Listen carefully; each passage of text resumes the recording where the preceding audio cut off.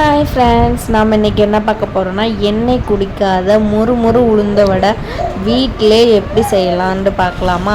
இந்த மாவு வந்து நான் மிக்ஸில் தான் அரைச்சேன். இந்த மாவு வந்து ஆனால் சூப்பராக மொறுன்னு கிறிஸ்பியாக வந்துருந்துச்சு. சாப்பிட்டதுக்கும் அவ்வளோ டேஸ்ட்டாக இருந்துச்சு. எப்படி செய்யலான்னு பார்க்கலாமா. ஊற வச்ச உளுந்தை வந்து கொஞ்சம் உப்பு சேர்த்து கொஞ்சம் லைட்டாக தண்ணி சேர்த்துக்கலாம். தண்ணி சேர்த்து நல்லா வந்து மிக்ஸியில் அரைச்சி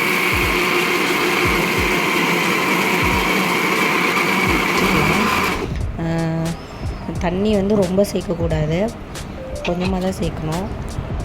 மாவு வந்து வேறு பாத்திரத்துக்கு வந்து ட்ரான்ஸ்ஃபர் பண்ணிக்கலாம். அப்புறம் வந்து நல்லா மாவு வந்து கைவிடாமல் ஒரு 2 மினிட்ஸ் 3 மினிட்ஸ் கூட போதும். நல்லா அடிக்கணும். அடித்தா நல்லா வடை வந்து நல்லா மொறுப்பாக வரும். அப்புறம் வந்து ஒரு வெங்காயத்தை எடுத்து நல்லா குட்டி குட்டியாக கட் பண்ணிக்கலாம். அப்புறம் கருவேப்பிலை, கொத்தமல்லி, அரிசி மாவு இதெல்லாம் சேர்த்து அந்த மாவு கூட சேர்த்துக்கலாம்.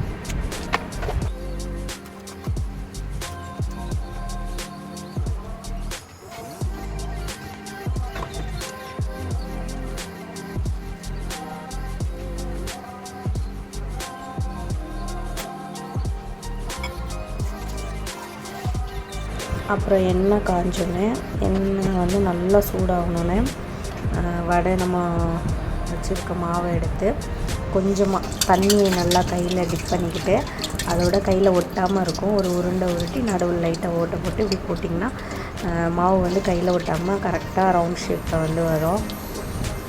நம்ம அந்த தண்ணியில் டிப் பண்ணி மாவு தொடுறோம்ல, அதனால தான் வந்து கையில் வந்து ஒட்டாமல் அந்த எண்ணெயில் வந்து கரெக்டாக ரவுண்ட் ஷேப்பில் வந்து நம்மளுக்கு வடை கிடைக்கும். ஒரு மொறுப்பான வடை வந்து சூப்பராக மிக்ஸிலே அரைச்சி நம்ம ஈவினிங் ஸ்நாக்ஸை சாப்பிடும்போது அவ்வளோ அருமையாக இருந்துச்சு. சூப்பராகவும் இருந்துச்சு. தேங்க்ஸ் ஃபார் வாட்சிங். நம்ம சேனலை மறக்காமல் சப்ஸ்கிரைப் பண்ணுங்கள், கமெண்ட் பண்ணுங்கள், ஷேர் பண்ணுங்கள். பாய். தேங்க்யூ.